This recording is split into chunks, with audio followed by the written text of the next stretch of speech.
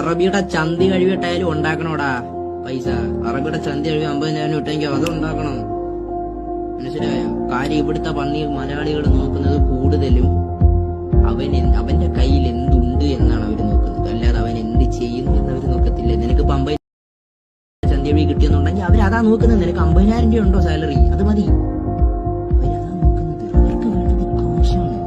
ഇവിടെ നിന്റെ വീട്ടിലെ അമ്മയും അച്ഛനും വിളിച്ച് ബാക്കി എല്ലാവർക്കും വേണ്ടത് നിന്നിലെ കാശായിരിക്കും. നീ ആലോചിച്ച് നോക്കടാ, നീ ആലോചിച്ച് നോക്ക. കാശായിരിക്കും. പെണ്ണിന്റെ പേർക്ക് പോവാതെ ജോലിക്ക് പോ, കാശുണ്ടാക്കി, ഒരുപാടുണ്ടാക്കി കാശ്. Don't give importance to fucking girls. Give importance to money. It will give us everything. Everything